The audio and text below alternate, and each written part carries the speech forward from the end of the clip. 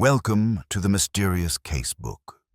Tonight, a brilliant sleuth uncovers a secret hidden in a parlor catalogue. A vanished heirloom, a cryptic clue who can be trusted when everyone has something to hide.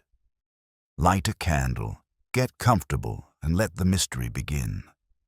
Where are you listening from tonight?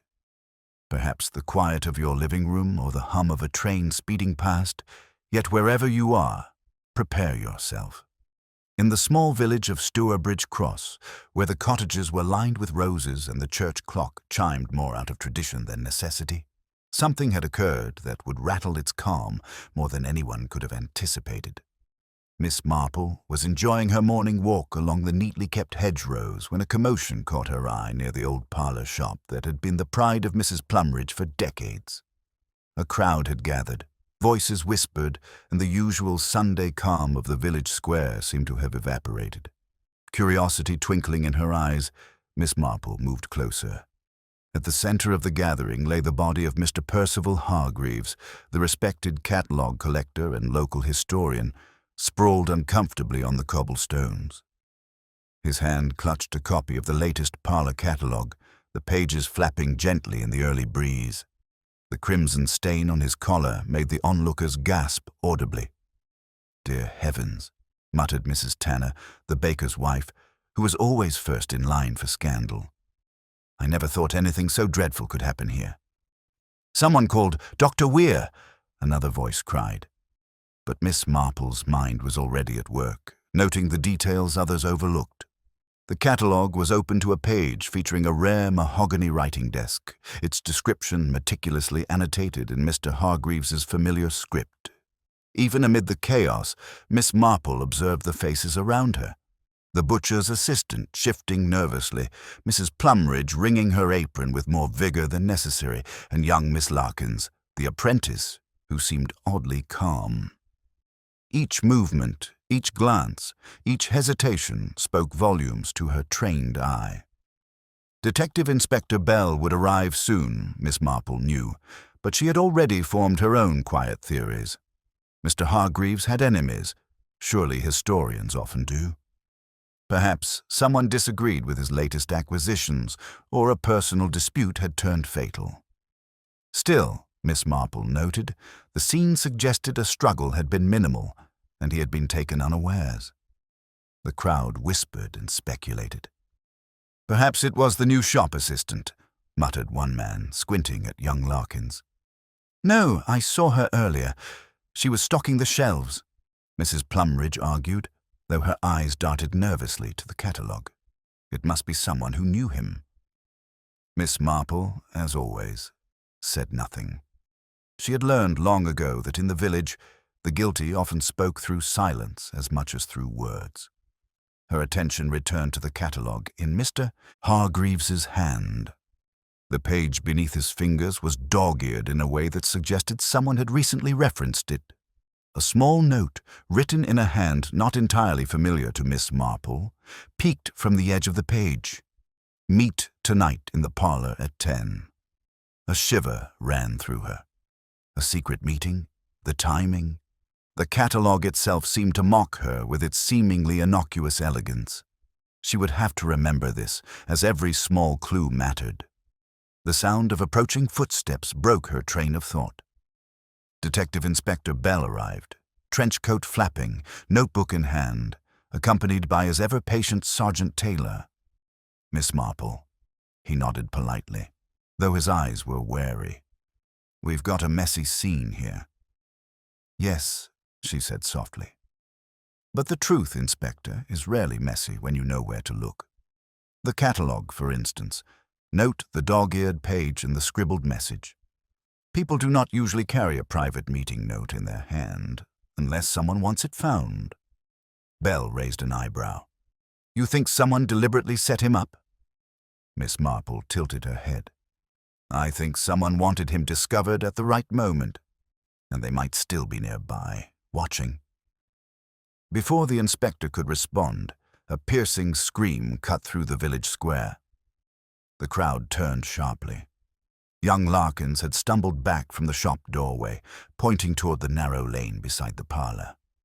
There, hidden partially behind the hedgerow, lay another object that seemed out of place, a delicate silver letter opener, stained faintly with crimson. The audience murmured. Could this be? Someone started. Miss Marple's lips pressed into a thin line. She crouched near the letter opener, examining its shape, its weight, and the peculiar engraving along its spine. "Stay with us until the end," she murmured to no one in particular, though her words seemed to hang in the crisp morning air. "Only then will the truth be revealed." Even as the inspector and sergeant approached, she noticed a flicker of movement from the parlor window above, curtains twitching, someone peering out. Whoever it was had seen more than they should. Miss Marple's eyes narrowed, and she made a quiet mental note this mystery was far from over. The village that had seemed so serene only hours before was now steeped in secrets, whispers, and danger. And somewhere, unseen, the person responsible for Mr. Hargreaves' death might already be plotting their next move. The village of Stourbridge Cross had rarely known a morning so tense. The news of Mr. Hargreaves' death spread faster than the church clock could chime, and by mid-morning, nearly every shopkeeper, gardener, and idle observer had gathered, eager for scraps of information, or perhaps to feed the natural curiosity that made small villages so unusually watchful. Miss Marple remained at the edge of the crowd, not because she wished to be conspicuous, but because the very act of standing quietly often allowed her to see more than those flustered by emotion. She had already examined the silver letter opener, the dog-eared catalogue page, and the note suggesting a secret meeting, but the morning sun revealed details that had gone unnoticed in the shadows of early light. "Honestly, I never thought anything like this could happen here," Mrs. Tanner repeated to anyone within earshot, her voice high-pitched with anxiety. Percival was such a gentle soul, always so particular about his catalogues, and now she trailed off, clasping her hands tightly. Miss Marple's eyes followed the subtle gestures of those around her. Mrs. Tanner's hands trembled, but her eyes darted occasionally toward the parlor window, as if hoping to see something or someone. It was a gesture Miss Marple noted immediately. Anxiety was often revealing, but nervous curiosity could be more telling. Nearby, the butcher's assistant, a young man named Simon, muttered under his breath while kicking at a pebble. "I don't know why everyone's staring. Could have been an accident." Easily, his words, though carefully modulated, held a note of defensiveness.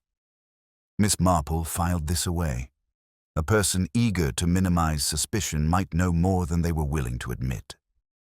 The parlor shop itself had been cordoned off by Detective Inspector Bell and his sergeant. Yet Miss Marple's eyes caught movement from the upper window once more. A shadow shifted behind the curtain, vanishing before it could be identified. Whoever had peeked from the window must have had a reason to stay hidden, and the timing suggested they knew Mr. Hargreaves' schedule. Miss Marple made her way to the scene of the letter opener, crouching again to inspect it. It was finely crafted silver with a slight engraving along its spine, a family crest perhaps, or a maker's mark. Its faint stain could be blood, though she could not confirm. What she noted more was the precise manner in which it had been placed, not flung carelessly, but set almost deliberately in plain view. A message, she thought, and perhaps one meant to draw attention or mislead. By late morning, villagers began to speculate loudly, theories flying as quickly as the birds above the square. "It must be the apprentice," one lady cried, pointing at young Miss Larkins. "I saw her alone with Mr. Hargreaves yesterday afternoon. Surely she must know something." "You're imagining things," Mrs. Plumridge interjected sharply. "She's been loyal to the shop since she arrived. I can't believe anyone would suspect her." Her voice, however, lacked the conviction of certainty, and Miss Marple noticed a subtle tightness in her jaw, a slight quiver that betrayed more than her words admitted. Miss Marple moved closer to the parlor's threshold, where the door had been sealed with official tape. The scent of polished wood and dust mingled with the faint metallic tang of the morning's incident. She spoke quietly to herself, though her words seemed to float just within earshot of a few nearby. Secrets are rarely hidden in plain sight, but those who seek them often overlook the smallest details.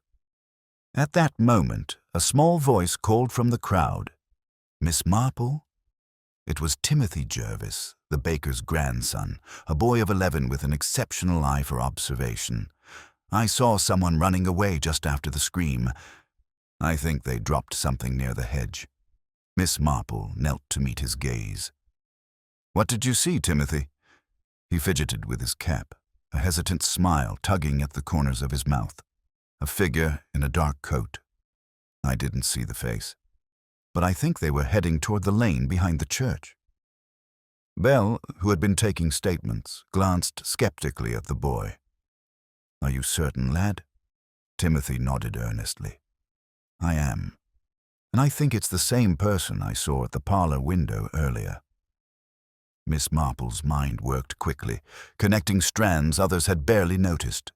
A figure at the window, now seen fleeing, suggested both opportunity and motive. But there was something else. The movement was careful, hardly calculated by the act of someone panicking.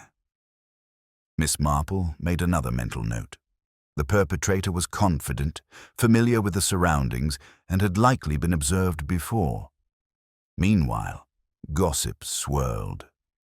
"I heard Mr. Hargreaves argue with Mr. Finch last week over the catalogue," whispered Mrs. Green, the milliner. "Something about a rare item being sold unfairly. Could it be that?" Miss Marple, still crouched near the silver letter opener, smiled faintly. Financial disputes often appeared in minor villages, but greed and secrecy were rarely straightforward. "True enough," she murmured, mostly to herself, "but one must distinguish between anger and premeditation." She rose and began walking toward the lane Timothy had indicated. The villagers parted instinctively, sensing both her purpose and her authority, though Miss Marple's presence was always gentle, never demanding. She examined the hedge, noting a disturbance in the leaves and a faint footprint pressed into the soft earth. It was small, likely a woman's shoe. "See here," she whispered, crouching again. "Our witness is correct. Someone passed this way in haste, and look at the car deliberately, yet hurriedly. No tripwire of evidence was left behind, at least none obvious." The lane led behind the church, where the air was cooler and the morning sun did not quite reach.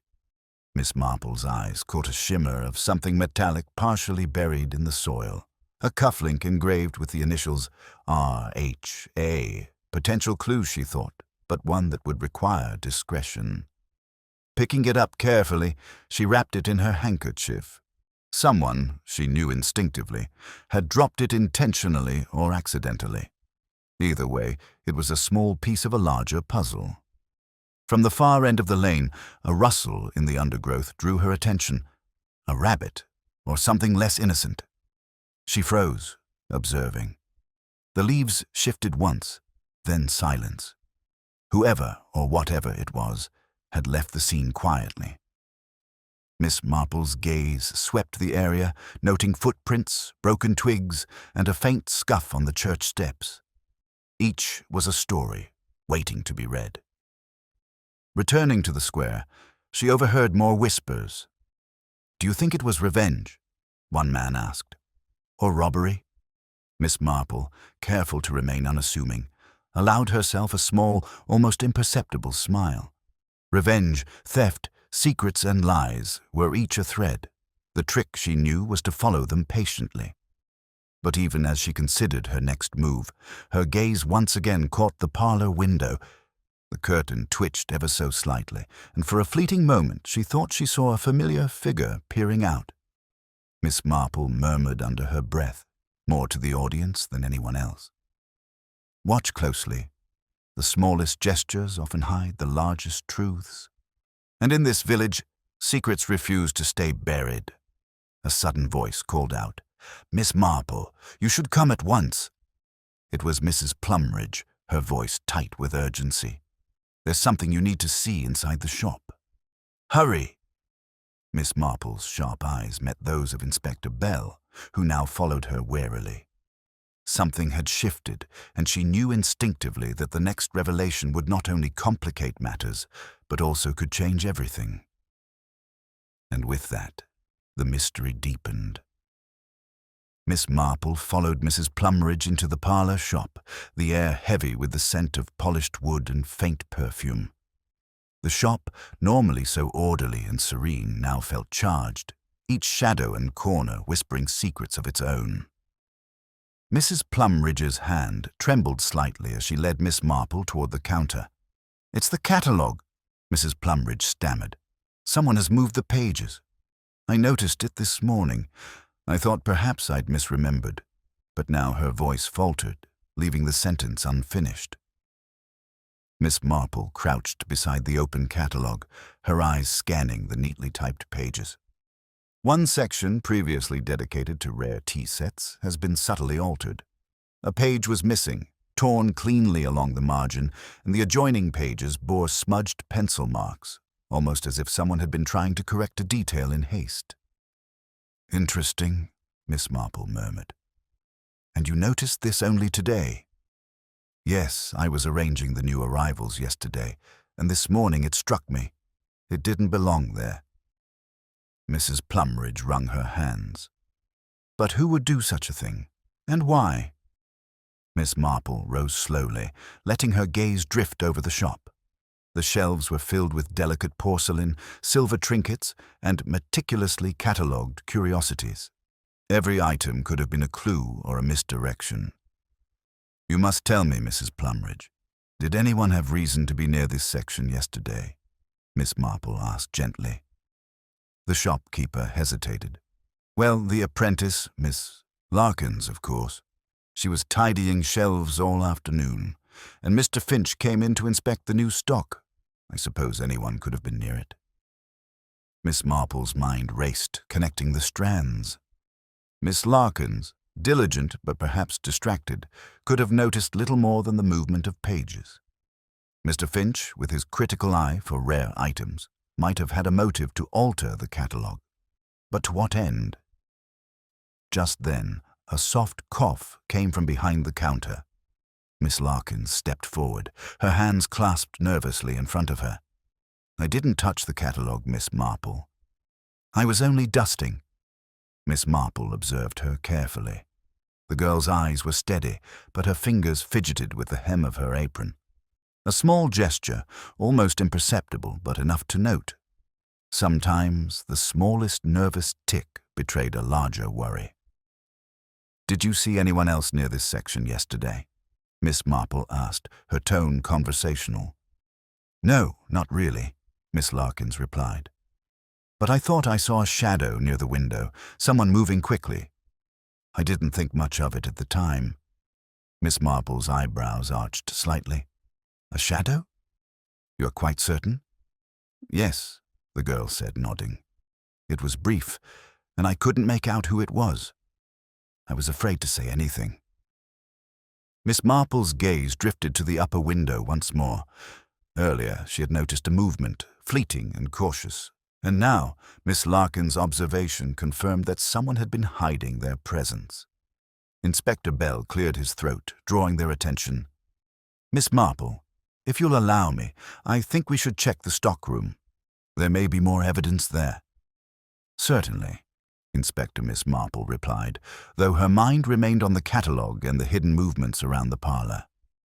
As they entered the stockroom, Miss Marple's eyes swept over the rows of boxes and shelves. One corner appeared slightly disturbed. The floorboards bore a faint scuff mark, and a box of fragile figurines had been nudged forward. She bent to examine it and noticed a small scrap of paper peeking from beneath the box. Picking it up carefully, she unfolded it. It was a receipt, dated yesterday, from a neighboring town's auction house. The item listed was vague, simply described as a rare silver clasp. What caught her attention was the signature at the bottom, the initials R.H. Miss Marple's mind raced. The cufflink found near the church lane, engraved with R.H., suddenly fit into a larger pattern. Someone had been both careful and audacious, removing a catalogue page, hiding a clue, and attempting to mislead observers. Meanwhile, Mrs. Plumridge hovered anxiously. "Do you think this has anything to do with the accident?" "Possibly," Miss Marple said, tucking the receipt into her handkerchief. "But accidents are often mistaken for intent, and intent is sometimes hidden behind a mask of carelessness."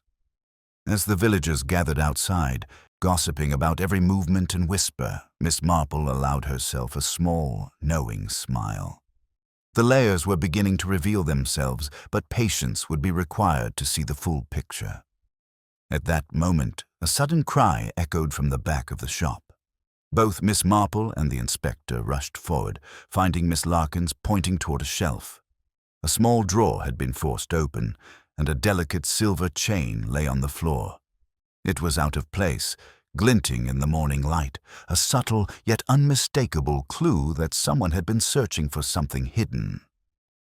Miss Marple picked it up, turning it over in her hand. The chain's clasp bore a tiny engraving of the same initials, R.H., as the cufflink and the receipt. Her eyes narrowed thoughtfully. This was no random act. "Watch carefully," she murmured, her voice low and compelling, as if sharing the secret directly with the listener. "The threads of this mystery are being pulled, and the hand that moves them is far more familiar than anyone suspects." As the morning sun shifted, casting long shadows through the parlour window, Miss Marple sensed that the puzzle was only beginning to reveal its pattern. And somewhere in the quiet movements of the shop, the next revelation was already taking shape. By late morning, the quiet village of Stowley had begun to hum with activity far beyond the usual Sunday calm.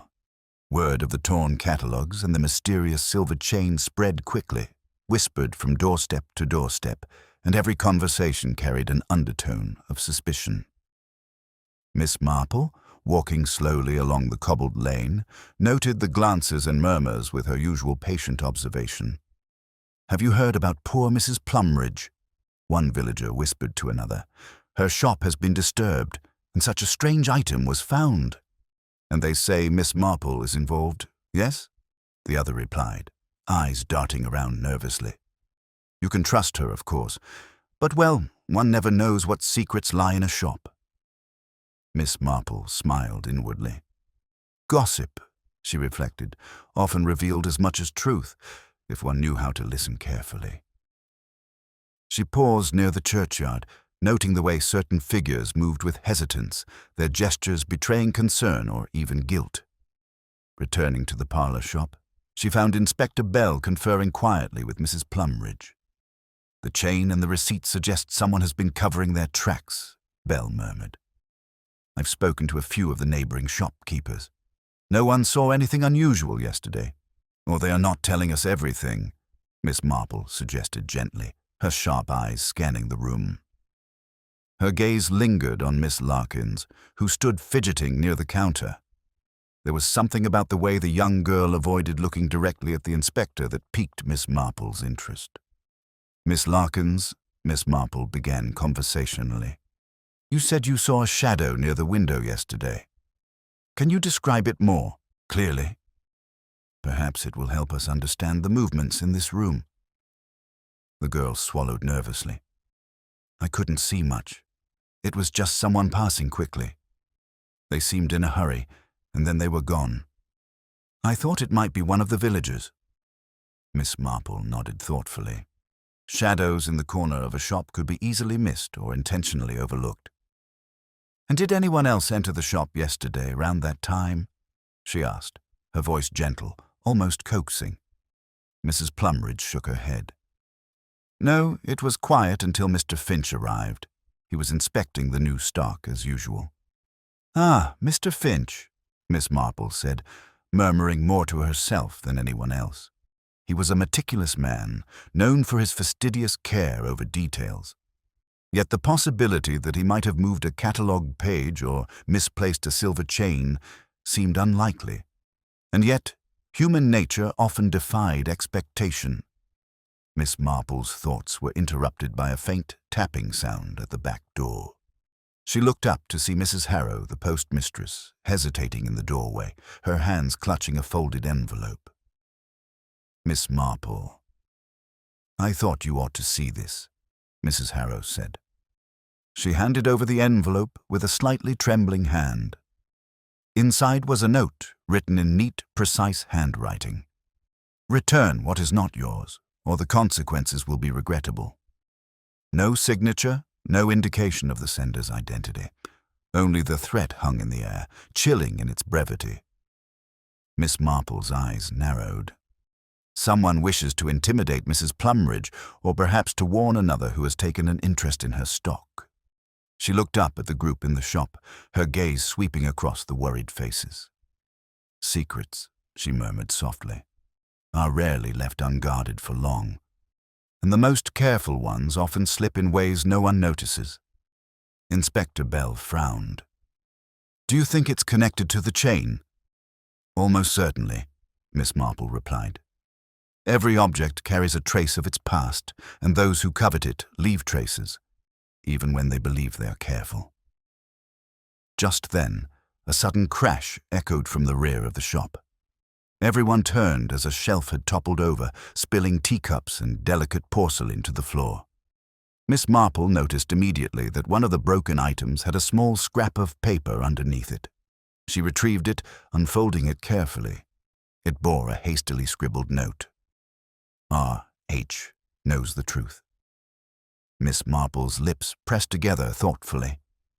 It was a clue, yes, but also a message intended to provoke fear or urgency. The initials R.H. repeated the pattern she had noticed on the cufflink, the chain, and now the written note. Turning to the inspector, she said calmly, "We must watch carefully who enters and exits the shop and observe even the smallest gestures. The person behind these actions is watching too, and any misstep may reveal their hand." As the villagers whispered outside the windows, Miss Marple glanced at the quiet street among the soft flutter of leaves and the distant tolling of the church bell. She sensed that the puzzle was far from complete. One more wrong move, one overlooked gesture, could tip the balance and bring the truth into view, or bury it further beneath the village's polite facade. And somewhere, not far from the parlour, someone was watching them all, waiting for the next mistake. The parlour shop had regained a tentative calm by the late afternoon, but Miss Marple could sense that the tension had merely shifted, waiting quietly beneath the polished shelves and the soft ticking of the wall clock. She lingered near the counter, examining the silver chain once more, turning it slowly between her fingers as if to coax out its secrets. "Miss Marple, do you really think R.H. is someone from here in Stowley?" Miss Larkins asked softly, her voice betraying a mixture of fear and curiosity. "It is quite possible," Miss Marple said, not looking up. "Often the people who appear least likely are those who leave the subtlest traces. And I've observed enough village life to know that even small gestures can reveal a great deal about character and intent." Mrs. Plumridge wrung her hands, the tremor in her voice betraying the anxiety she tried to mask. "I've kept this shop for nearly 20 years, she said. "I've always trusted my customers and my neighbors, but now I feel as though someone has been sneaking through the shadows, knowing exactly what I might overlook." Miss Marple's eyes swept over the room. "Shadows, Mrs. Plumridge, are never as empty as they appear. Every movement leaves its mark, every hesitation a hint of something unseen." Inspector Bell, standing near the doorway, nodded. "We'll need to inspect the shop thoroughly. Perhaps there are more hidden compartments or drawers that could have been used to conceal or retrieve objects." Miss Marple's gaze fell on the counter again. It had always seemed solid and unremarkable, but now she noticed a faint seam along the back edge, almost invisible under the varnish. Kneeling, she pressed her fingers lightly along it. There, an almost imperceptible catch gave way, and a narrow drawer slid open. Inside lay a small bundle wrapped in soft tissue paper.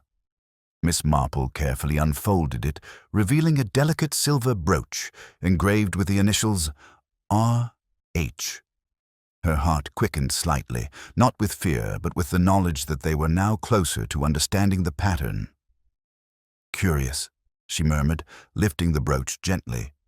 Someone wanted this removed from sight. But why leave the chain elsewhere? Why send a note? Miss Larkins edged closer. "Do you think someone is trying to frame me, Miss Marple?" Her wide eyes reflected genuine worry. "Not necessarily, my dear," Miss Marple replied kindly.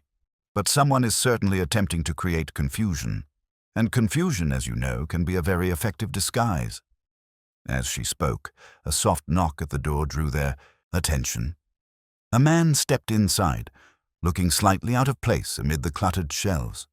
He was tall, with a neatly trimmed mustache and a cautious glance that flicked toward the open drawer and the silver items. "Good afternoon," he said carefully. "I hope I am not intruding. I am Mr. Hawthorne. I believe you may have received a parcel intended for me." Mrs. Plumridge's face paled slightly. "A parcel, sir? I have not seen anything addressed to you." "I see," Mr. Hawthorne said, his tone polite but firm. He allowed his gaze to linger for a moment on the brooch in Miss Marple's hand, just long enough to hint at concern. Then, with a courteous nod, he added, "I may have been mistaken. Forgive the interruption." Miss Marple, ever observant, noticed the subtle tightening of his jaw and the careful way he avoided looking directly at Miss Larkins. A person with nothing to hide would have left the shop without hesitation. Something about his movements suggested that he knew more than he admitted. As the door closed behind Mr. Hawthorne, Miss Marple turned to the others. The presence of unexpected visitors, coupled with the movement of valuable items and threatening notes, points to a plan that is deliberate. Someone is orchestrating events, and their aim may involve more than mere theft. Inspector Bell frowned. "You think there's an even larger scheme at work?" "Indeed," Miss Marple said softly. "And it is often in the smallest details, the brief glance, the nervous gesture, the choice of a hiding place that the truth begins to emerge." Miss Larkins bit her lip, glancing at the silver brooch. "Do you think this could have been what the person came for?" "Quite likely," Miss Marple replied, tucking the brooch carefully into her handkerchief. "And now we must watch closely. Every visitor, every movement, and every word spoken may carry significance. Even a seemingly trivial comment could unravel the pattern that has been so carefully constructed." As the afternoon light faded and shadows lengthened across the wooden floors, Miss Marple stood silently for a moment, sensing the presence of eyes unseen, watching from nearby streets or hidden corners. The puzzle was taking shape, piece by piece, and she could feel the hand of the orchestrator somewhere nearby, waiting, watching, and perhaps preparing their next move. And in that quiet tension, Miss Marple knew the game was far from over. The village of Stowley seemed to exhale a nervous tension that evening, as if the air itself were aware of the unfolding mystery. Lanterns flickered along the narrow streets, casting long, uneven shadows, and the faint clatter of footsteps echoed in the distance. Miss Marple, seated by the parlour window of her own modest home, sipped her tea slowly, her mind tracing the threads that led from the torn catalogue to the silver brooch. There was a rhythm to human behaviour, she thought, one that repeated itself despite efforts to conceal or deceive. And it was in these rhythms, in the hesitations and involuntary gestures, that the truth often made itself known. A soft knock at the door drew her attention. She set down her cup and rose with the careful grace of someone accustomed to both observation and hospitality. Opening the door, she found Inspector Bell, his face pale and his brow furrowed. "Miss Marple, I thought you should know," he said quietly, stepping inside. "Something unusual has occurred at the Plumridge shop since we left. A visitor, arriving just before dusk, left in quite a hurry, muttering about the consequences of discovery." Miss Marple nodded, steepling her fingers. "It seems our friend or foe is growing bolder. Did you notice anything unusual about the visitor?" Bell shook his head. Only that he or she was cautious, quick, and careful not to be seen by the street. But in my experience, such caution often masks more than it reveals. Miss Marple allowed a faint smile. Indeed. And caution often coexists with impatience. Someone hurrying yet deliberate often leaves traces behind that they believe no one will notice. A sudden ring at the doorbell interrupted their conversation. Miss Marple gestured toward the hall. That will be Mrs. Harrow, most likely, or one of the villagers eager to discuss this evening's events. The visitor was indeed Mrs. Harrow, the postmistress, her hands fluttering nervously around a small parcel. "Miss Marple, Inspector, you must come quickly," she said breathlessly. "It's from the shop, and it's very strange." Following Mrs. Harrow through the dimming streets, Miss Marple and Bell arrived at the parlour shop just as the gas lamps flickered on. The shop was quiet, though an air of unease lingered. Mrs. Plumridge met them at the door, wringing her hands. "It was here when I returned," she said. "A package, but no one saw who left it." Inside, on the counter, lay a small wooden box, intricately carved and sealed with wax. Miss Marple examined it closely, noting the delicate etchings of leaves and vines. There was a subtle, almost imperceptible mark along the edge, one she recognized from the brooch, a symbol associated with careful, private correspondence. "Someone is communicating through objects," Miss Marple murmured, tracing the lines with her finger. "The chain, the brooch, and now this box. Each carries a message, intended for those who understand, or to provoke a reaction." Inspector Bell frowned.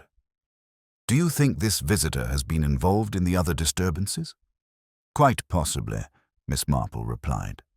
"And I would not be surprised if this individual returns, watching closely to see how we respond."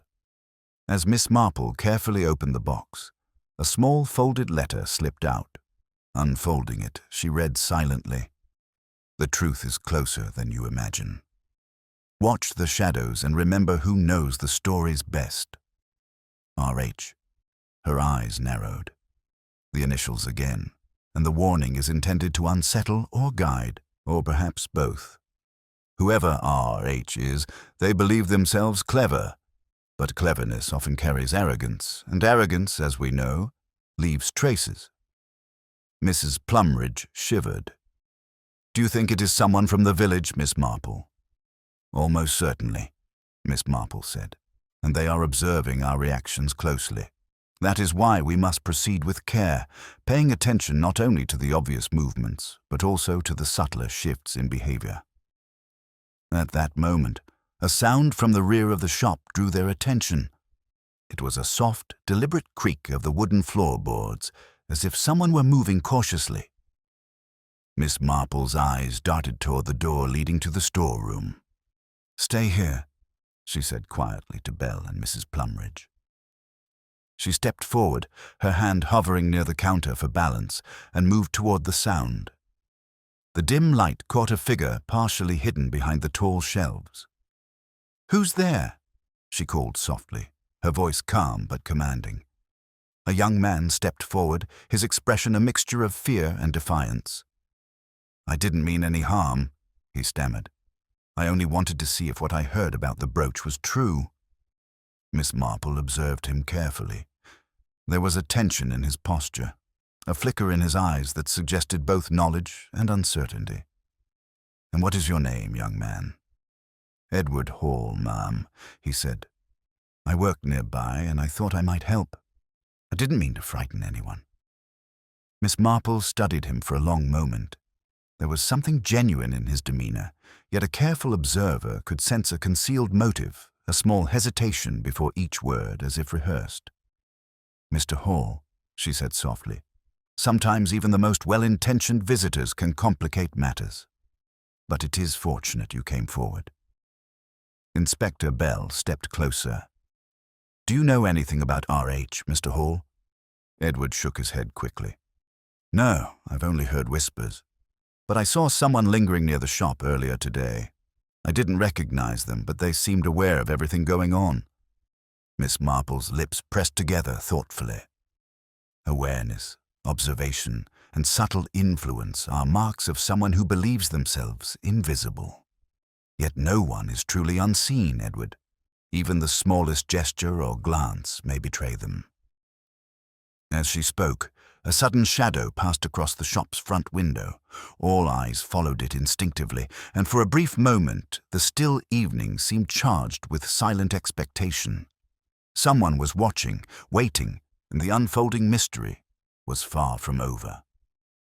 Miss Marple's gaze lingered on the shadows outside, her mind already racing to connect this latest visitor, the hidden drawer, and the mysterious initials that continued to thread through the events. One move, one misstep, could reveal more than anyone intended. And somewhere, hidden in plain sight, the orchestrator of these events smiled quietly to themselves, confident that the village would continue to dance to their carefully composed rhythm. The following morning, Stowley awoke under a grey sky that threatened rain, the air thick with whispers and speculation. Miss Marple, perched in her favourite armchair with a cup of tea, considered the events of the previous evening. Edward Hall's sudden appearance had introduced a new variable, yet the true identity of R.H. remained elusive. She decided a visit to the Plumridge shop was necessary, hoping to uncover any overlooked details. The streets were quiet, save for the occasional cart rattling over cobblestones, giving the impression that the village itself was holding its breath. Inside the shop, Mrs. Plumridge greeted her with a mixture of relief and apprehension. "Miss Marple, I don't know what to make of it. Ever since that letter appeared, I've felt as though eyes are upon me, even when I'm alone." Miss Marple offered a reassuring smile. "Curiosity and fear often mingle in such circumstances, Mrs. Plumridge. But sometimes, observing behavior in the smallest of gestures can reveal more than any letter." As they spoke, Miss Marple's attention was drawn to the curtains in the parlour area. They hung heavily, as if deliberately concealing something from view. She reached out and lifted one slightly, revealing a small, half-forgotten side table beneath. On it rested a silver candlestick, which, at first glance, seemed entirely ordinary. "Ah," she murmured. "But observe, Mrs. Plumridge, how the candle wax has been recently scraped off. Someone took great care to remove any evidence of use. That is rarely done without purpose." Mrs. Plumridge frowned. "Do you think it is connected to everything?" "Possibly," Miss Marple replied. "Or perhaps it is intended to suggest something that is not truly there. It is as much a ruse as it is a clue. Always pay attention to what is deliberately hidden and also to what is left visible by accident."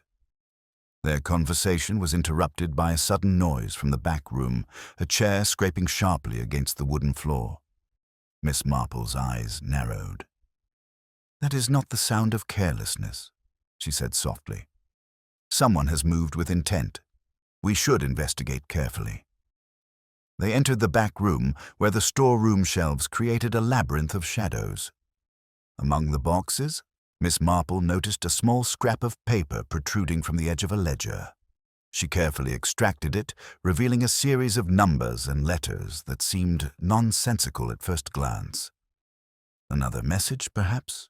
she whispered, turning it over in her hand. "Or a code meant to be deciphered by those who are paying close attention." Mrs. Plumridge shivered. "It all feels so deliberate, like someone is playing a game we cannot see the rules of." Miss Marple's eyes flicked toward the window. Outside, the street appeared empty, yet she sensed a presence, someone observing the shop with patient vigilance. Games, Mrs. Plumridge, are often the cover for intentions more serious than we imagine. And those who play them carefully do so with the confidence that their movements will go unnoticed until, of course, a small misstep betrays them. Before they could investigate further, Edward Hall arrived at the shop once more, breathless and apologetic. "Miss Marple, I didn't want to cause trouble, but I saw someone near the window this morning. They were watching, and I thought it best to return." Miss Marple regarded him thoughtfully. Edward, vigilance is useful, but too much fear can obscure clarity. Tell me exactly what you observed. He hesitated. A figure, partially hidden by a cloak. I couldn't see their faces, but they lingered near the edge of the street, glancing this way and that. I think they know we are looking for them. Miss Marple's lips pressed together. Indeed, someone confident, yet cautious. And they are aware that we have begun to notice the small, easily overlooked details. She turned her attention back to the silver candlestick. Something about its positioning nagged at her subtle angle, as if it had been shifted deliberately. She reached out, adjusting it slightly, and discovered a small compartment beneath the base. Inside was a folded piece of parchment, fragile and yellowed with age. Unfolding it, Miss Marple read quietly, her brow furrowing. A partial catalogue list, Mrs. Plumridge, but it is incomplete. Someone has removed certain entries, leaving gaps that suggest intention rather than neglect. Each missing item is significant, associated with those who have recently interacted with the brooch. Mrs. Plumridge gasped. Do you mean someone is selecting objects, like pieces in a puzzle? Yes, Miss Marple said softly. And they are watching closely to see who notices the pattern. That is why our attention must be deliberate, yet subtle. We must observe without alarming them, for any sudden action could provoke a response we cannot anticipate. Edward Hall looked puzzled. But how will we know what it all means? Miss Marple smiled faintly, as if sharing a secret known only to herself. Patience, Edward. There are always small signals, gestures, hesitations, and even the slightest alteration in routine. These speak volumes to those who know what to look for. As they discussed the findings, a sudden knock at the shop door startled them. The handle rattled briefly, and then, abruptly, the sound ceased. Miss Marple's sharp eyes caught the reflection of a shadow retreating along the street.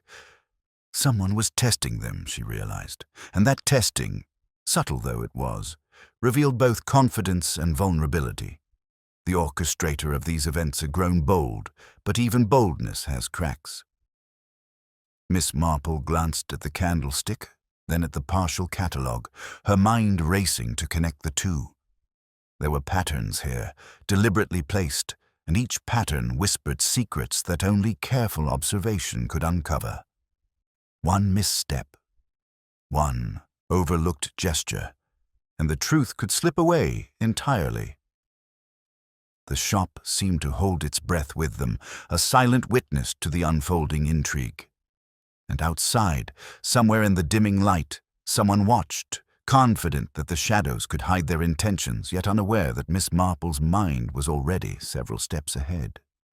A sudden creak from the back corner drew all eyes, a stark reminder that the mystery was far from resolved.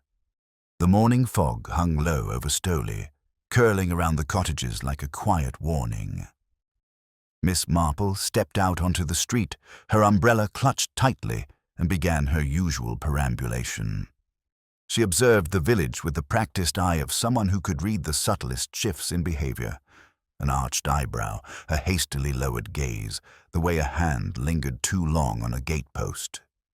Each gesture was a word in the unspoken conversation that revealed more than gossip ever could. As she passed the post office, she noticed Mrs. Fenwick speaking in urgent whispers to the butcher, their heads close together. Miss Marple slowed, pretending to tie her shoe, all the while listening. "Did you hear about the candlestick?" Mrs. Fenwick hissed. "Some say it was moved on purpose, and that catalogue, half torn, might be the key."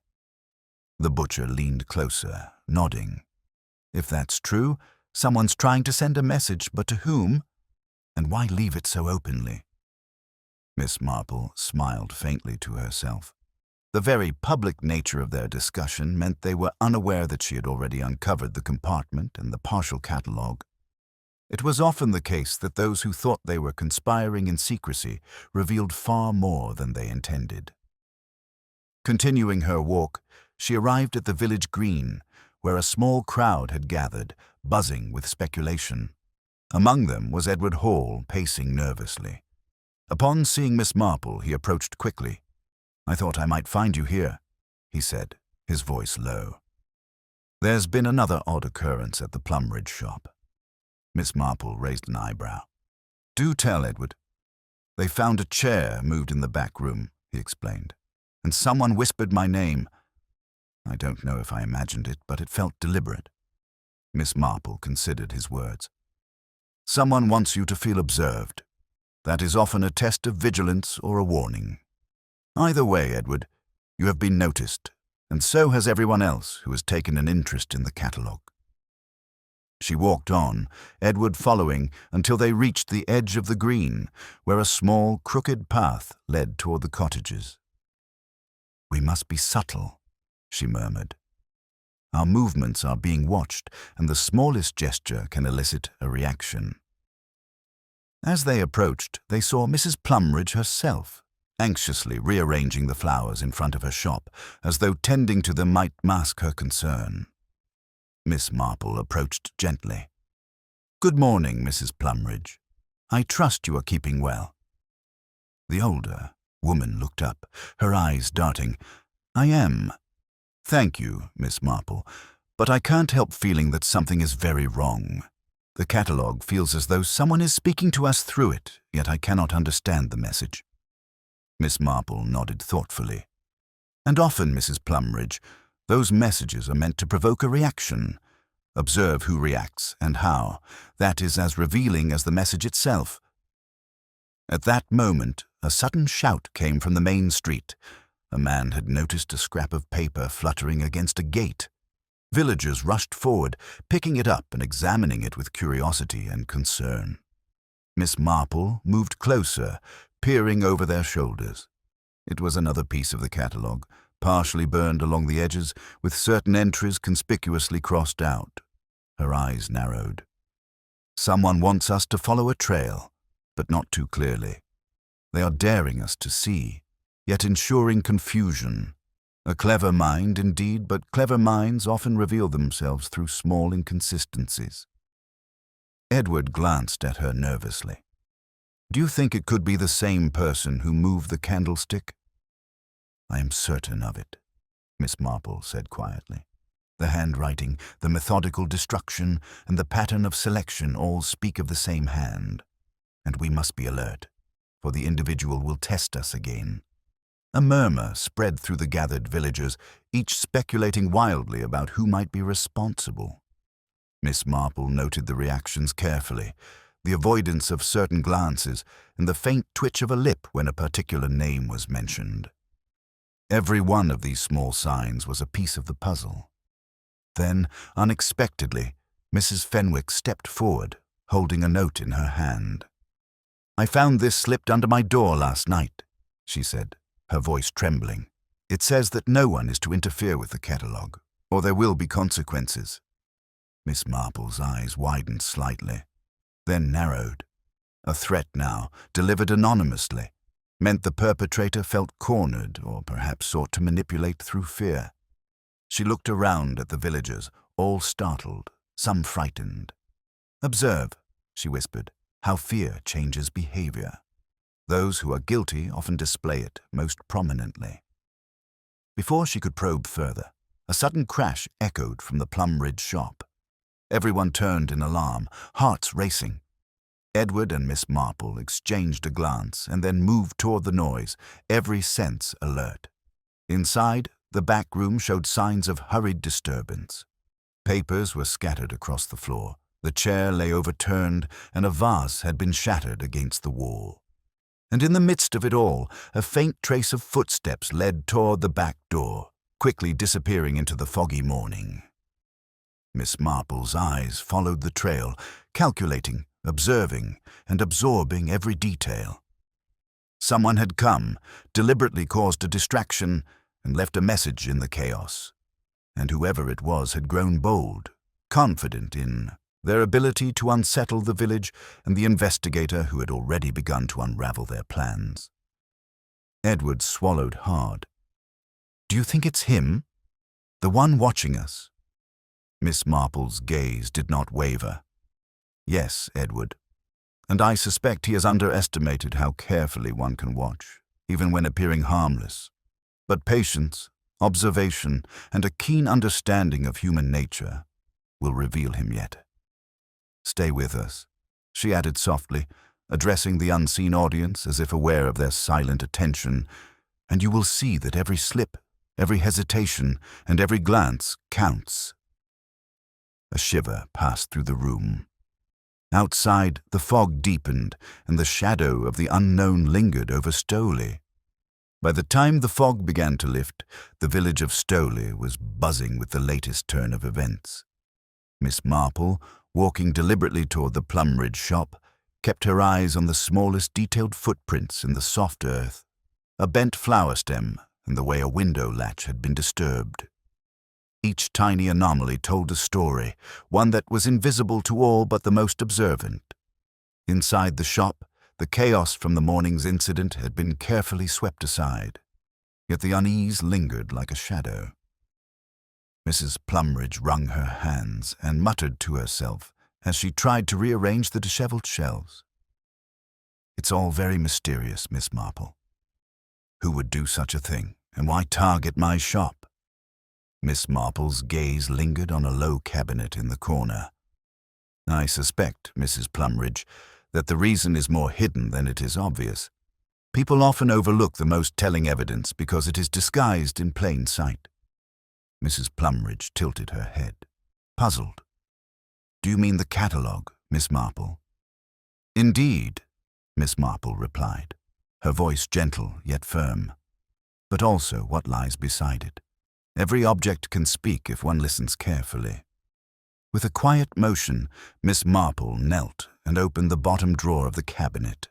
Inside, beneath a layer of old receipts, she found a small leather-bound ledger. Its pages were yellowed, and the handwriting was meticulous, yet hurried in places, as though the writer had been anxious to conceal something. Ah, Miss Marple murmured.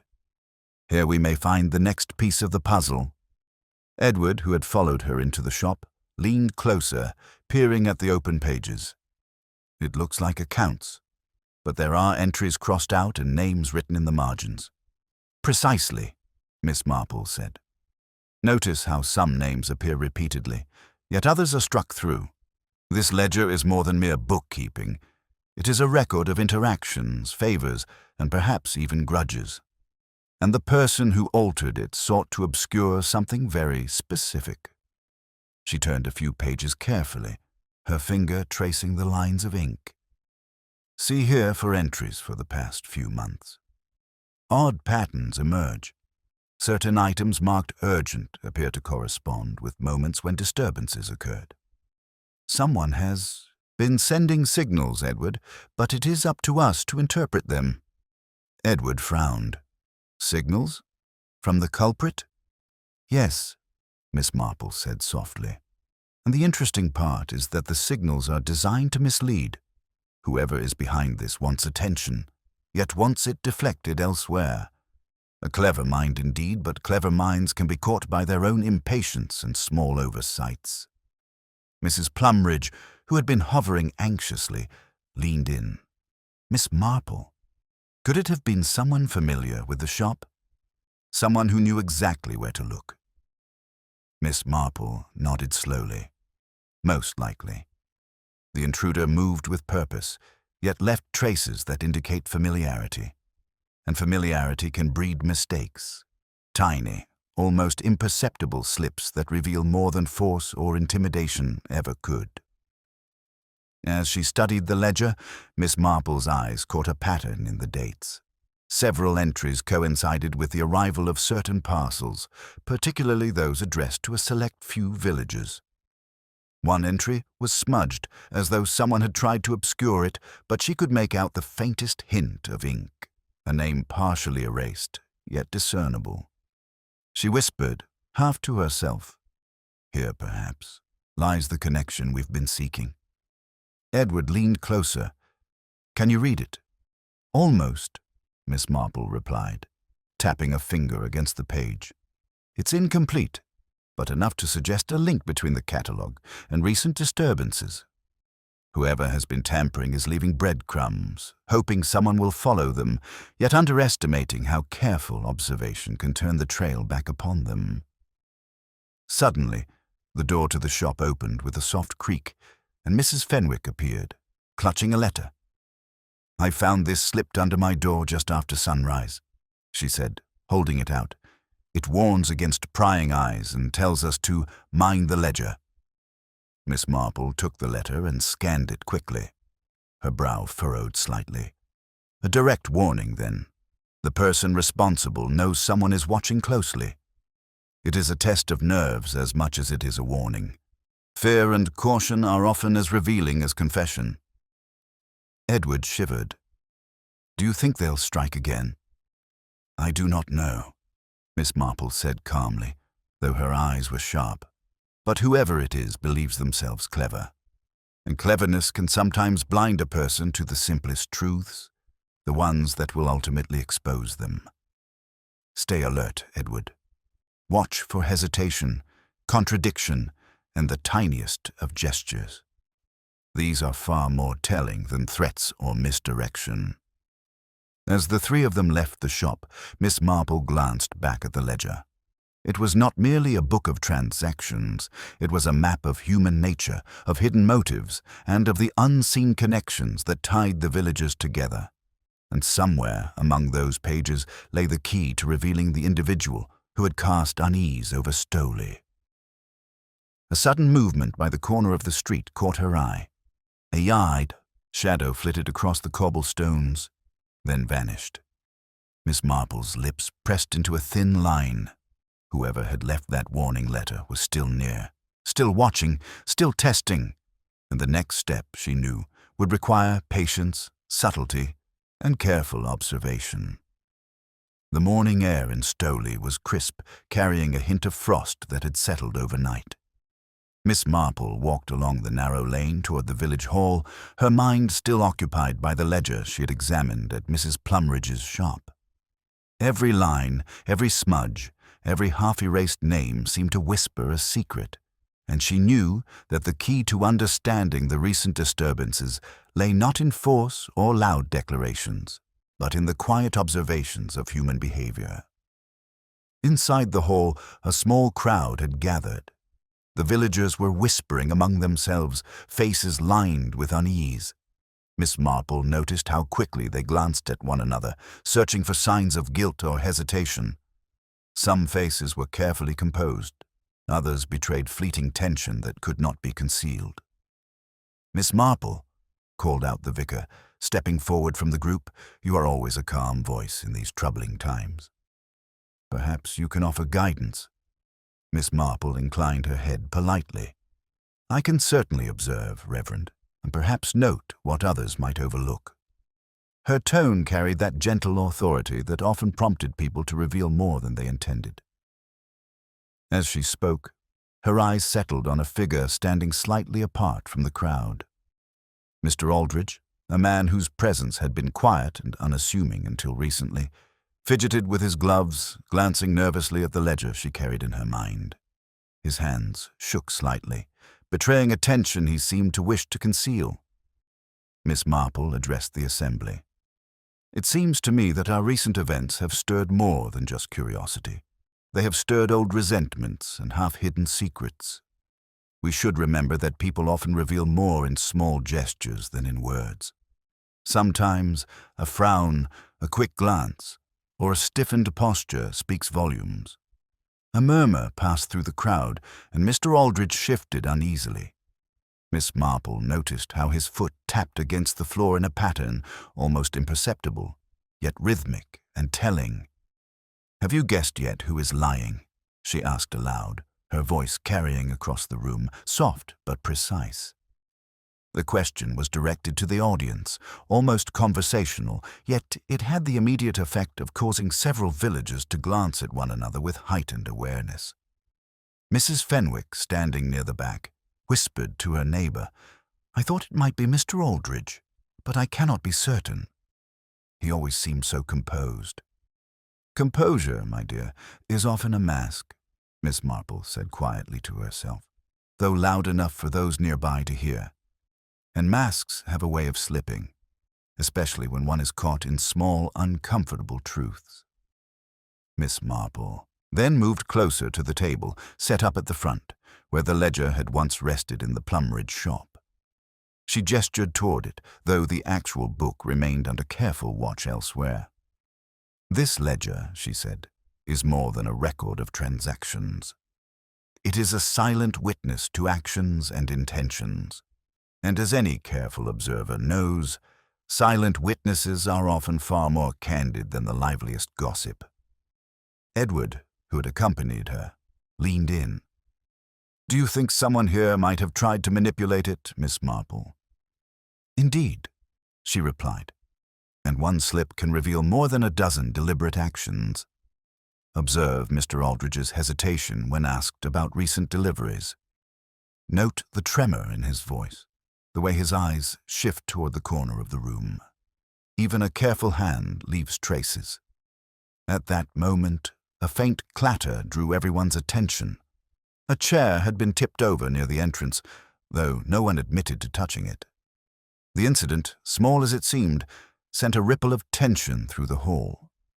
Miss Marple's eyes narrowed slightly. It was a gesture of subtle intimidation, or perhaps a misstep betraying fear. "Curious," she murmured. "Some seek to unsettle others, yet it is their own unease that betrays them." She allowed the pause to settle, letting the words hang in the air, pressing silently against the villagers' nerves. A sudden movement at the far side of the hall caught her attention. Mrs. Plumridge had entered quietly, holding a bundle of papers close to her chest. Her expression was tightly controlled, yet her fingers trembled slightly as she clutched them. Miss Marple recognized the same flicker of nervousness she had seen in the ledger itself, an indication that more was at stake than anyone had yet admitted. The room fell into a strained silence, broken only by Miss Marple's deliberate observation. She scanned the villagers once more, noting tiny gestures, a hand brushing against a collar, a quick swallow and a glance darting to a side window. Each was a wordless confession, a subtle note in a symphony of hidden truths. "Sometimes," she said softly, drawing the room's attention back to her, "it is not the loud accusations that reveal the culprit, but the silent signs, the hesitant step, the flicker of recognition, and the avoidance of eye contact." The villagers exchanged uneasy glances.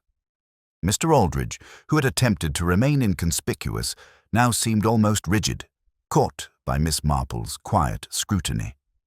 And as she stepped toward him, her voice calm but unwavering, she added, "And it is often these silent accusations, unspoken yet visible, that speak loudest of all." A collective shiver passed through the assembly. The tension, already palpable, tightened further. Miss Marple's keen eyes had identified the first cracks in a carefully maintained facade, and as the villagers held their breath, it was clear that the next revelation would force someone to respond, perhaps more candidly than they intended.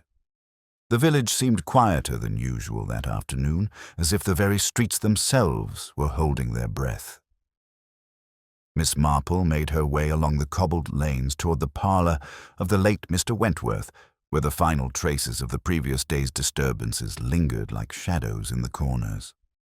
A thin mist clung to the garden hedges, and even the familiar chimes of the village clock sounded muted and hesitant. Inside the parlour, Mrs. Plumridge was arranging the papers she had brought in earlier, her hands still trembling slightly. "Miss Marple," she said, "I don't know how much of this matters, but I thought you should see it first." Her voice wavered, a faint quiver betraying her anxiety. Miss Marple took the bundle and examined it carefully. Among the receipts and catalogues was a single note, folded neatly and written in a precise, unfamiliar hand. She smoothed it open. The words were deceptively simple, almost innocent, yet they carried a weight that made her heart quicken. "A visitor was here the night before," she murmured, "and someone thought it wise to leave this behind as a reminder." At that moment, the parlour door opened, and Edward stepped in, carrying a tray with tea. "I thought you might need something to steady your nerves," he said, placing it gently on the table. "There's talk outside. People are frightened." Miss Marple nodded absently, her attention on the note. "Yes, Edward. Fear can make the smallest detail loom large, and sometimes it is those details that reveal the truth." Her eyes flicked toward Mrs. Plumridge. "Tell me, do you recall anyone acting oddly during the visit yesterday?" Mrs. Plumridge hesitated. "Well, there was Mr. Aldridge." He lingered near the doorway, though he claimed he was only admiring the catalogue. But he seemed nervous. He kept glancing at the windows as if expecting someone. Miss Marple's lips pressed together. She had observed the same unease earlier at the village hall. And did he touch any of the papers or receipts? I don't think so. But he did shuffle through a few pages without seeming to notice what was on them. It was peculiar. "Peculiar indeed," Miss Marple said softly. She rose and walked over to the window, gazing at the faint trail of footprints in the dew outside. "You see, sometimes the most innocuous action, the mere presence in a room, can speak louder than a dozen confessions. People reveal themselves through small, unconscious movements." Mrs. Plumridge sighed. "I wish I were as clever as you, Miss Marple. I would notice everything." "You notice more than you think," Miss Marple replied gently. The nervous glance, the hesitation, the little flinch, all of these are threads, and together they weave a story that no one intends to tell. A sudden knock on the door made both women startle. Edward opened it to reveal Sergeant Collins, his expression unusually grave. "Miss Marple," he said, stepping inside, "there's been another incident at the Wentworth estate. Nothing violent, but it seems someone has tampered with the parlour window. A message was left on the sill, just a small card, like a warning." Miss Marple's eyes narrowed. "A warning, you say? Someone is trying to unsettle us, or perhaps divert attention from something more serious." She carefully picked up the card. The handwriting was the same as the note she had seen earlier. Precise, controlled, almost elegant. Yet it carried a hidden sharpness, a deliberate edge. Edward leaned closer. "Do you think it's the same person as before?" "I do," Miss Marple replied. "And they are cleverer than most imagine. But cleverness often leaves subtle traces, and it is in those traces that truth hides. Observe the folds, the angles, and the way the ink has slightly smudged at one corner. Someone was in haste, and in haste, mistakes are made." Mrs. Plumridge shivered. "But what does it all mean?" Miss Marple took a deep breath. "It means that the person who wishes to remain unseen has underestimated the keen eye of those who watch quietly. There is more than one way to reveal a character, and sometimes the smallest gesture can be as loud as a shout. A faint sound from the corridor made them all pause, a whisper, almost carried on the draught from the open door. Miss Marple's ears twitched. "Did you hear that?" she asked. Edward frowned. "I thought I did, but it must have been the wind." "Perhaps," Miss Marple said, her gaze following the length of the corridor. "Or perhaps it was someone reminding us that the game is not yet over, and if we are attentive, we might catch them before another, more serious misstep occurs." The tension in the room thickened. Even the air seemed charged with unspoken secrets, and the faint trail of clues, seemingly innocuous, now hinted at a deliberate pattern. Miss Marple's sharp eyes rested once more on Mr. Aldridge's name in her mental ledger. The pieces were slowly coming together, and as the whisper of the unknown echoed through the parlour, a sudden, sharp sound from the window made them all startle. A small tapping, deliberate, as if to announce that someone was watching, waiting, and daring them to discover the next part of the truth. By the late afternoon, the village hall was buzzing with a nervous energy that only the promise of confrontation could bring. Miss Marple arrived, carrying her knitting basket as though it were any ordinary afternoon, yet her eyes, calm and observant, swept the room with a quiet authority. One by one, the villagers had gathered, some reluctantly, some with a curiosity that betrayed more than they intended. "Good afternoon, everyone," Miss Marple began, her voice gentle yet commanding. "Thank you for coming so promptly. There are matters that must be discussed openly, lest confusion and fear take hold." She paused, allowing the murmurs to settle. "I've requested this meeting to address the recent incidents at the Wentworth estate and to ensure that truth, rather than conjecture, guides our understanding." A rustle from the back caught her attention. Mr. Aldridge, tall and uneasy, shifted in his chair, his fingers nervously fidgeting with the cuff of his sleeve. Beside him, Mrs. Plumridge clutched her shawl tightly, her eyes darting between Miss Marple and the other villagers. The tension was palpable. "I understand," Miss Marple continued, "that many of you have witnessed or heard of events that, at first glance, seem unrelated. But I assure you the smallest detail can illuminate what is hidden." She reached into her basket and produced the note and card from the parlour, placing them carefully on the table. These were left deliberately. They are messages, yes, but more importantly, they are clues. A murmur of surprise rippled through the crowd. "Clues," someone whispered. Clues to what? Miss Marple's eyes met Mr. Aldridge's for a brief moment before turning to address everyone. "To the truth about what has been happening at the Wentworth estate, and to the identity of the person responsible for unsettling our community." Edward, standing quietly near the doorway, whispered to Mrs. Plumridge. "She makes it sound so simple, doesn't she?" Mrs. Plumridge only nodded, her expression a mixture of awe and anxiety. Miss Marple tapped the table lightly, drawing attention back to herself. "We shall proceed with candor. I will ask each of you to share what you observed, what you heard, and any interactions that seemed peculiar." She turned her gaze toward Mr. Aldridge. "Let us begin with you." Mr. Aldridge cleared his throat. "Well, I was in the parlour on the day of the first incident. I was admiring the catalogue, and I may have lingered longer than I should have. But I did not touch anything important. I swear it." Miss Marple tilted her head.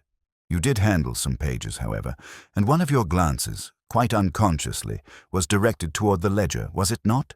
That ledger which incidentally went missing briefly yesterday." Mr. Aldridge's face paled. "I did glance at it, but only out of curiosity, I assure you."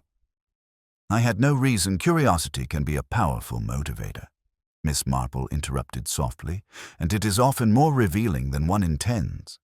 Thank you for your honesty. Now, let us hear from Mrs. Plumridge." Mrs. Plumridge hesitated, then spoke. "I noticed Mr. Aldridge seemed nervous, and I found it odd that the card left on the window sill today was written in the same hand as the note from the other day. It seemed deliberate, and yet no one else could have known what had been left before." A low hum of agreement spread through the hall.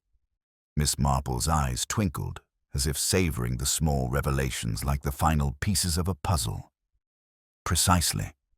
And it is here, in these small threads, that the larger tapestry begins to emerge."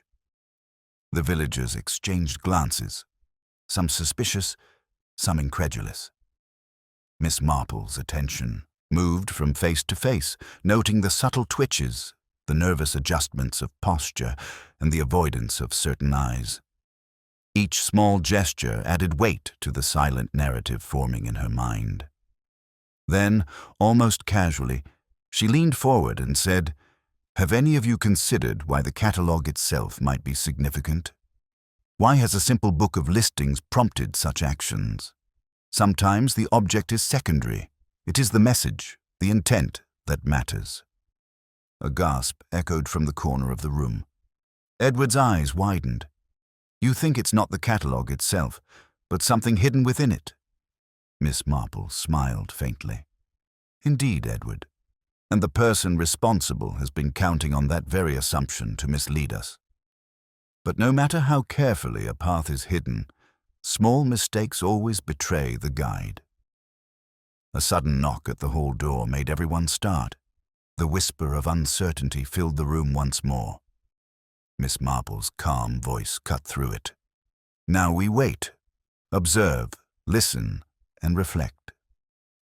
Often it is in the moments of silence and hesitation that the truth reveals itself most clearly. And with that, the villagers settled into an uneasy quiet, each aware that every glance, every twitch, and every word could be telling more than they intended. The game was approaching its climax, and Miss Marple, ever patient, was ready to unravel the final thread. The village hall was silent now, the earlier whispers and shuffles having dissolved into a tense stillness. Miss Marple, knitting needles resting lightly on her lap, surveyed the assembled crowd with a serene attentiveness that belied the storm of thoughts in her mind. Each face, each posture, each nervous glance had told her more than words ever could. "Thank you for your patience," she began, her tone gentle yet firm. "We have heard observations, confessions, and, inevitably, a few half-truths. But the story is not complete until we examine the patterns that link these small actions together." Eyes shifted uneasily. Mr. Aldridge's fingers drummed against his knees. Mrs. Plumridge clutched her shawl as though it were a shield, and Edward, standing by the doorway, seemed simultaneously anxious and intrigued. Miss Marple's gaze, however, was calm, unflinching, and all-encompassing. The first incident was no accident. A carefully staged disturbance intended to draw attention and create confusion. The note, the card, and the catalogue itself were each deliberately placed to mislead and to provoke suspicion.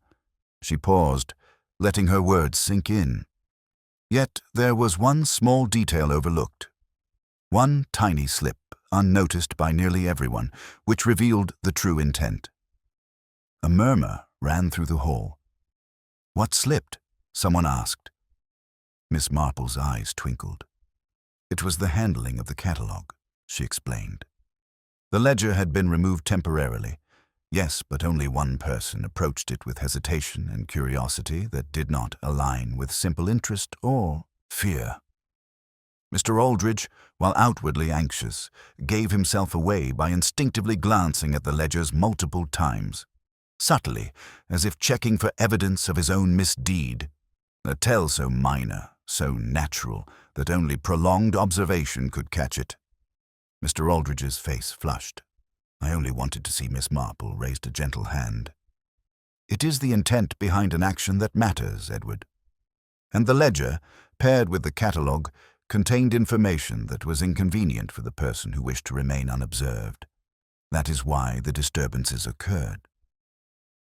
Turning slightly, Miss Marple addressed the whole assembly. "But what of the card left today, the note from earlier?" They were intended to cast suspicion elsewhere. Yet the handwriting, the choice of phrases, and the peculiar timing all pointed back to a single orchestrator, a person who underestimated the observant eyes around them. A shiver ran through the villagers as they exchanged anxious glances. Miss Marple continued, her voice calm, almost conversational, yet every word struck with precision. The final piece of the puzzle was the interaction between Mr. Aldridge and Mrs. Plumridge this morning. A glance too long, a hesitation too pronounced, a response too defensive. It is in these tiny inconsistencies that truth hides. Edward, now clearly pale, whispered, "You mean it was me?" Miss Marple nodded softly. "Yes, Edward. The intentions behind the first and subsequent disturbances, the subtle manipulations, and the careful attempts to shift suspicion all trace back to your actions. The catalogue and ledger contained evidence that you feared would reveal mismanagement in your care of the estate's accounts. In your panic, you attempted to stage incidents to draw attention away from yourself. Small, yet telling mistakes have undone your plans." The room erupted in quiet gasps. Mrs. Plumridge stepped back, her hand trembling. "I can't believe it." I never thought Miss Marple smiled faintly, with the kindness that concealed her sharp intellect. It is often those closest to the details who falter. Familiarity breeds complacency, and complacency leaves traces. Edward believed he could manipulate appearances without consequence, yet human nature, as always, left a breadcrumb trail. Edward's voice was almost inaudible. "I didn't mean to. Miss Marple leaned forward, her eyes meeting his. "Intentions do not erase the facts. You acted, and those actions created a ripple. The community noticed, as did I. But now, Edward, it is for the authorities to determine the consequences. The truth has emerged, and that is a comfort to all, though it may be a bitter one for you." Silence followed, broken only by the occasional shuffle of a foot or the faint rustle of fabric. Miss Marple allowed a few moments for the tension to settle before speaking again. "Remember, my friends, it is rarely malice that causes disturbance, but fear, pride, or a desire to conceal a mistake. One small slip often unravels the largest fabrications." As the villagers absorbed the revelation, Miss Marple's eyes scanned the room one last time. Each person's reaction, relief, shock, or quiet understanding painted a full picture of human nature, so predictably inconsistent and endlessly revealing. The mystery, now solved, had left its mark, and the village would carry this lesson forward. And yet, in that quiet hall, beneath the relief and the understanding, Miss Marple allowed herself a small, knowing smile. Sometimes, she thought, the most ordinary people could harbor the most extraordinary anxieties. The morning sun filtered through the curtains of Miss Marple's sitting room, casting a warm, dappled light across the neat rows of her knitting and the faint scent of lavender in the air. Outside, the village had resumed its rhythm, though the echoes of the past week's revelations lingered like shadows along the cobblestone lanes. Birds chirped as if nothing had happened, yet Miss Marple knew better. People never returned to normal so quickly when secrets had been exposed. She sipped her tea thoughtfully, her gaze wandering to the neat stack of letters on the table. Most were notes of gratitude from neighbors who had appreciated her discreet yet decisive handling of the disturbances. A few, however, bore a quieter tone of unease, hinting at the lingering discomfort of seeing a familiar face revealed in such a disconcerting way. Her mind wandered back to the scene at the village hall.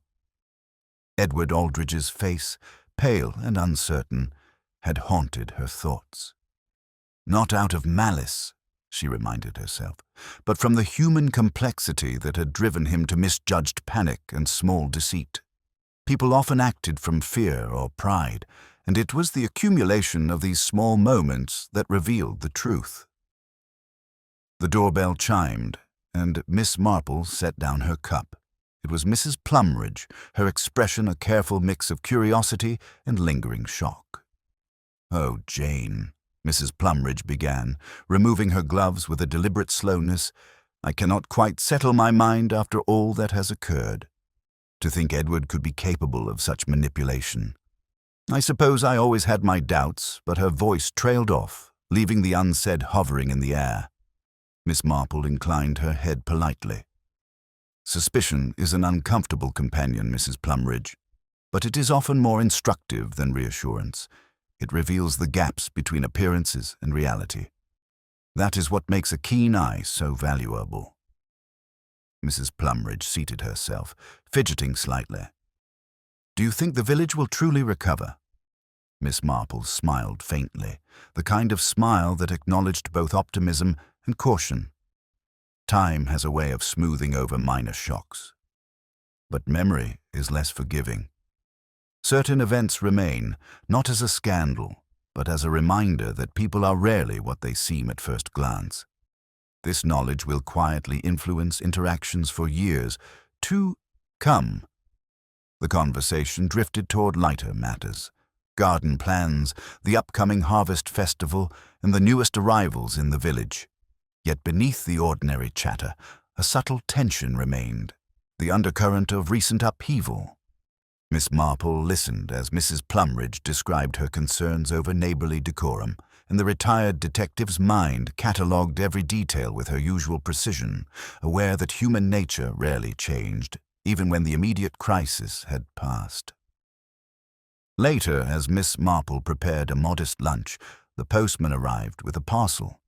Inside was a small gift from one of the villagers, a handcrafted bookmark, a token of appreciation for her discretion and insight. She held it carefully, thinking of the lessons the past weeks had offered, that the quiet, observant mind often perceived what loud accusations missed, and that the smallest gestures, slips of a hand, a glance too long, or an overly eager explanation could unravel even the most carefully constructed deceptions. By mid-afternoon, the village square showed signs of its usual bustle. Shopkeepers arranged their displays, children ran laughing along the lanes, and conversations drifted like smoke in the air, light yet revealing. Miss Marple observed from a distance, her figure a steady presence on a bench near the tea shop. Faces turned, smiles were exchanged, and beneath it all, the subtle adjustments of behavior played out like a quiet symphony. She caught sight of Edward Aldridge for a fleeting moment, walking with a bowed head past the flower stall. His steps were measured and cautious, as if each footfall reminded him of the lessons learned. Miss Marple's gaze softened slightly, though she did not lower her quiet scrutiny. "One can guide the path," she murmured to herself, "but the weight of one's choices is always carried alone." As the day waned, the sky painted itself in shades of apricot and violet. Villagers began to return home, doors closed, and shutters fell into place. Miss Marple tidied her knitting, savoring the calm, yet aware that beneath it, life carried the traces of the week's events. There would be conversations remembered, slight distrusts lingering, and a subtle shift in awareness, even as routine resumed. Finally, she settled into her armchair with a quiet sigh. Outside, the first stars began to shimmer against the deepening sky. The village slept peacefully, yet Miss Marple's mind remained alert, cataloguing, reflecting, and, as always, ready for the next gentle mystery life might present. And though the curtain had fallen on the catalogue's secrets, she knew one immutable truth. Human nature, in all its complexity, never ceased to surprise. The village awoke to a gentle mist, the kind that clung to rooftops and softened the edges of reality. Miss Marple, as always, was already seated at her window with a steaming cup of tea, watching the world emerge from the quiet of early morning. There was a stillness in the air that felt unusual, almost expectant, as though the village itself held its breath. Her thoughts drifted back over the events of the past weeks. The catalogue, the hidden codes, the small lies, and the larger fears that had guided so many of her neighbors into false assumptions. She could still picture each person in the parlor that fateful evening, their glances and gestures betraying more than they intended. Human nature had left its mark in the smallest slip, the softest sigh, and the unguarded look. A knock at the door drew her from her reflections. She opened it to find Inspector Crayford, his expression unusually tight with purpose. "Miss Marple," he said, tipping his hat. "I thought I'd call to thank you once more. Your observations have spared us months of confusion. But I wonder if you might indulge me with one final detail." Miss Marple smiled faintly, gesturing him in. "Inspector, I suspect there are always details worth indulging. Sit, won't you? We have time for a small cup before the day grows busy." He sat, loosening his coat, and leaned in slightly. The catalogue itself, I still cannot fathom how such a small, seemingly trivial item could conceal such critical information. Were we truly blind for so long? "It is rarely the object, dear Inspector, that hides the truth," Miss Marple replied, stirring her tea with gentle precision. "It is the person. The catalogue was but a stage, a simple prop. The real drama was played by human hesitation, fear, and the careful management of appearances. They spoke in quiet tones for some time, discussing the subtle gestures, the almost invisible glances, and the concealed rivalries that had culminated in the minor deceptions and the eventual revelations. Miss Marple's voice was calm, yet each phrase carried the weight of certainty, the kind that only decades of observation could bring. Later, she walked through the village square, absorbing the familiar sights, the bakery's scent of fresh bread, children darting past the fountain, and the shopkeepers exchanging morning pleasantries. There was an underlying current of vigilance in these simple scenes, a reflection of the weeks that had passed. People walked with a slightly more careful step, conversations tinged with an awareness of the hidden layers beneath polite appearances. As she passed the old churchyard, Miss Marple's eyes caught Edward Aldridge again, standing near the low wall, gazing at the memorial plaque with a quiet gravity. He looked up, saw her watching, and gave the slightest nod, a gesture that carried both acknowledgement and resignation. She returned the nod, understanding perfectly. Lessons had been learned, some painfully, some with the gentle guidance of observation and counsel.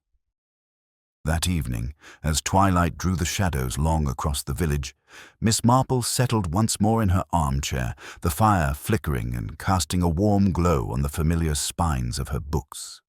Her knitting lay beside her, momentarily forgotten. Outside, the world appeared calm, yet she knew the subtleties of human behavior were never fully settled. Even in quiet streets and cozy parlors, the hidden motives, the small vanities, and the secret fears continued their quiet dance. And as she sipped the last of her tea, a faint smile touched her lips. She had guided the threads, revealed the subtle truths, and restored a fragile order.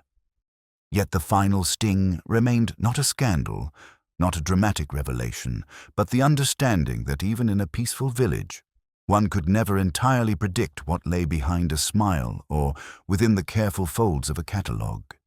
Some truths were permanent, and some secrets merely waited their turn. Miss Marple leaned back, the firelight reflecting in her keen eyes, and whispered softly to herself, "In the end, it is never the catalogue, nor the letters, nor the noise of speculation that teaches a lesson. It is the quiet knowledge that one human heart can never be fully known to another." Outside, the village settled for the night, unaware that a subtle, invisible thread of awareness now ran through its streets, weaving the memory of the events into the fabric of daily life. And somewhere, in the hush of evening, Miss Marple's keen mind rested not in complacency, but in the quiet satisfaction of having discerned the truth where others had only seen shadows.